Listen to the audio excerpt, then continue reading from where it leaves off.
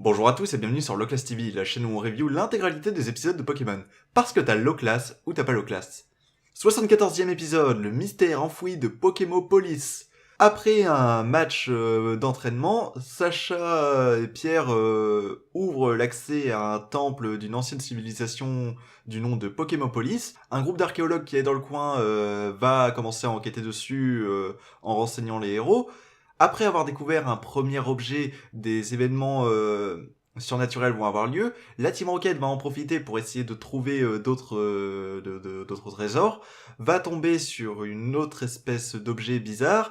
Cet objet qui va commencer à les capturer, libérer un ectoplasma géant, et alors que cet ectoplasma commencera à foutre le sbeul, l'autre objet trouvé précédemment va libérer un alakazam géant. On va avoir un combat de monstres alors que les héros se feront progressivement arrêter ou capturer ou voilà. Jusqu'au moment où ils vont réussir grâce à Rondoudou à réveiller un Rondoudou géant qui va calmer les deux bêtes et l'épisode va se conclure comme ça. Bon, c'est plutôt laborieux à résumer. Et bon, on va dire une chose directe. Ça pourrait être un épisode spécial univers, mais pas vraiment. C'est un truc hyper ponctuel. Pokémopolis, on en reparlera plus jamais. C'est vraiment un épisode de remplissage type archéologie, tout ça, qui aura littéralement aucune conséquence. Mais cet épisode, il est cool. C'est un épisode de remplissage, mais c'est un épisode de remplissage qui est vachement cool. Déjà, c'est un truc un peu horrifique, un peu surnaturel. Je sais pas quel genre. La dernière fois qu'on a eu un truc vraiment prononcé comme ça, même si c'était un autre genre d'horrifique, c'était l'épisode Le fantôme de la jeune fille qui était bien fichu. Et là, il marche plutôt bien. On a une bonne intensité, on a beaucoup de mystères. On va pas nous dire toujours tout explicitement. On a beaucoup de mystères sur ce qui arrive et jusqu'à une montée de la menace, de la vraie menace. Quand que ce soit quand Ectoplasma, son objet dans lequel il est enfermé, commence à capturer des gens et des Pokémon, on comprend pas comment, pourquoi, et ça met beaucoup de mystère. Et même à la fin, tout ne va pas être résolu. Par exemple, c'est quoi les espèces de trucs bizarres que crée Alakazam quand il combat? C'est bizarre, on comprend pas. Et justement, c'est ça qui rend la chose un peu terrifiante et plutôt pertinente pour ce genre d'histoire. On est dans un type d'histoire où on comprend pas tout, où les personnages ne comprennent pas tout, et justement, on n'aura pas toutes les réponses. Et ça, c'est plutôt bien amené. Aussi, il y a une bonne montée d'intensité de drame, tout ça, parce que, comme je disais, plus ça avance, plus il y a de danger. Ils essayent tout et n'importe quoi, ça marche pas. Ils envoient leurs Pokémon, ça marche pas. Ils envoient des Pokéballs, ça marche pas. Ils utilisent Rondoudou, ça marche pas. Et jusqu'à la fin, où ça fait un peu Deus Ex Machina, mais ouais, à part son côté Deus Ex Machina, la fin est plutôt bien pensée avec le Rondoudou géant.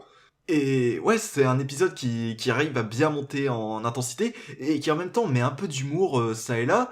Humour qui passe toujours très bien, qui pourrait casser le ton, l'ambiance, mais qui est toujours suffisamment bien placé et pas imposé pour que ça fonctionne. Le développement se suit hyper naturellement, à aucun moment ça semble forcé, à un moment on force à aller par-ci ou par-là. C'est vraiment les personnages réagissent de manière hyper naturelle. Des fois même des vannes, de l'humour sont placés ça et là, et ça fait avancer l'épisode. Par exemple, comme quand le vieil archéologue parle de la plus jeune des archéologues, en la gênant, et du coup elle commence à bouger les bras en disant non mais je suis pas si incroyable que ça, alors qu'elle tenait un des objets trouvés dans le temple dans les mains, et justement le faire bouger, ça fait réagir l'autre objet, et c'est plutôt bien pensé. Aussi, le montrer que les objets dans lesquels sont enfermés Alakazam et Ectoplasma sont des ancêtres de Pokémon, tout ça, c'est sous-entendu, mais c'est plutôt bien pensé, et tout se suit hyper naturellement.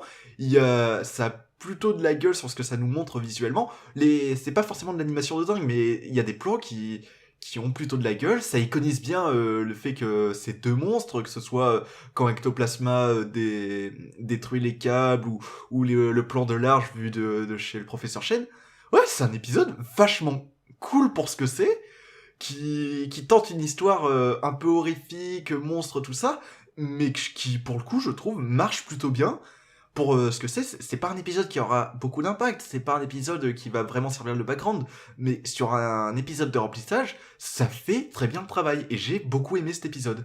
C'est un épisode que j'aimais beaucoup quand j'étais jeune, enfin, qui m'avait assez marqué, et je me rends compte des années plus tard que c'était pas pour rien. J'ai beaucoup aimé cet épisode. Allez, à la prochaine.